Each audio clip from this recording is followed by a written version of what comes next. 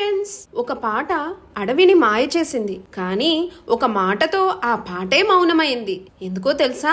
ఒక అందమైన అడవిలో అనేక జంతువులు, పక్షులు నివసించేవి. ఆ అడవిలో ఓ మృదువైన గాత్రం రోజూ ప్రతిధ్వనిస్తుంటుంది. అదే కోయిల పాట. ప్రతి ఉదయం కోయిల మృగరాజైన సింహం దగ్గరకు వెళ్లి చెవులకు హాయిగా అనిపించే తీయని గానం పాడేది. అయితే అదే అడవిలో ఓ కాకి కూడా ఉండేది. ఊరికే అటు ఇటు తిరుగుతూ అందరిలో తానే గొప్పని భావించేది. ఒక రోజు కోయిల పాట విని కాకి అక్కడకు చేరింది. ఎవరైనా పాట ఇలా పాడతారా?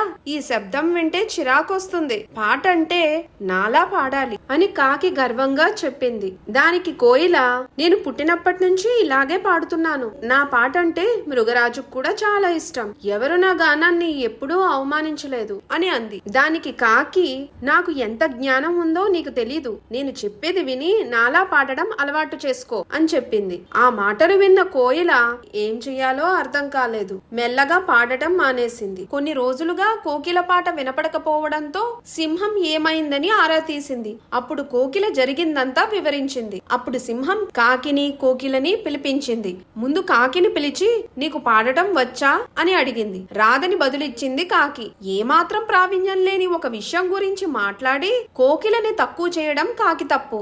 ఎవరో ఏదో అన్నారని తనకు వచ్చిన విద్యను వదిలేయడం కోకిల పొరపాటు. మన మీద మనకి నమ్మకం ఉండాలి, అర్థమైందా అని రెండింటినీ మందలించింది సింహం. అప్పటి నుంచి కాకి ఇతర జంతువులను తక్కువ చేసి మాట్లాడడం మానేసింది. కోకిల చక్కగా పాటలు పాడడం మళ్ళీ మొదలుపెట్టింది. ఈ కథలో నీతి ఏంటంటే, మన మీద మనకు నమ్మకం ఉంటేనే విజయం సాధించగలం. ఎదుటివారి మాటలకు ప్రాధాన్యత ఇచ్చి మన సామర్థ్యాన్ని మనం తక్కువ అంచనా వేసుకోకూడదు. అదే విధంగా తనకు తెలియని విషయాల్లో విమర్శించడం సరికాదు. ముఖ్యంగా మనకు ఆ విషయంలో ప్రావీణ్యం లేనప్పుడు ఇతరుల పనిని లేదా ప్రతిభను తక్కువ చేసి మాట్లాడకూడదు.